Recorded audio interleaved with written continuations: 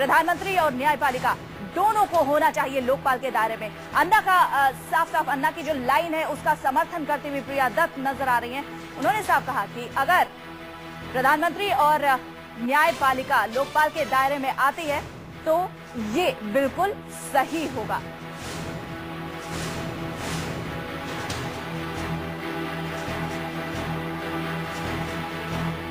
तो आपको बता दें कि इस वक्त की बड़ी खबर यही है कि कांग्रेस सांसद प्रिया दत्त इन्होंने अन्ना की टीम लाइन का समर्थन किया है और उन्होंने साफ साफ कहा है कि प्रधानमंत्री और न्यायपालिका को लोकपाल के दायरे में होना चाहिए।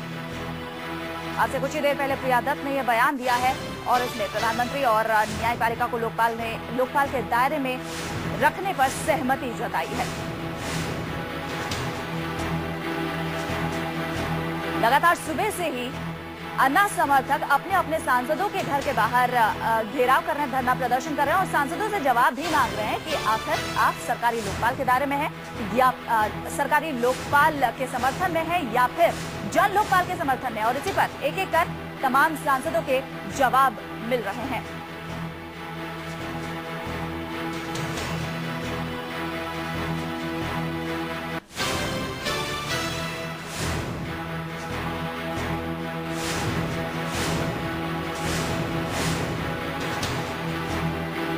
साफ साफ प्रिया दत्त ने ये बयान दिया है कि प्रधानमंत्री के साथ साथ न्यायपालिका को भी लोकपाल के दायरे में होना चाहिए। इसी पर ज्यादा बातचीत के लिए हमारे संवाददाता संकेत पाठक मुंबई से हमारे साथ टेलीफोन लाइन पर मौजूद है।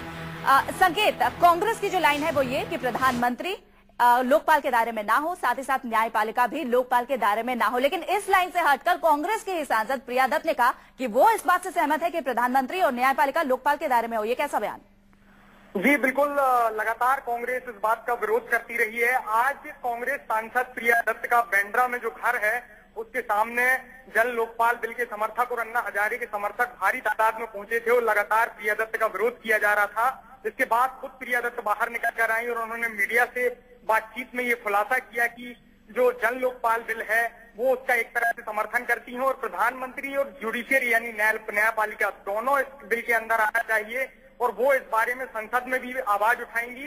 उन्होंने लोगों को भरोसा दिया है कि जुडिशरी हो या प्रधानमंत्री हो, उन दोनों को इस लोकपाल बिल के दायरे में आना चाहिए और वो इसके लिए संसद में आवाज उठाने को तैयार है। जी बहुत शुक्रिया संकेत, तमाम जानकारी हम तक पहुंचाने के लिए।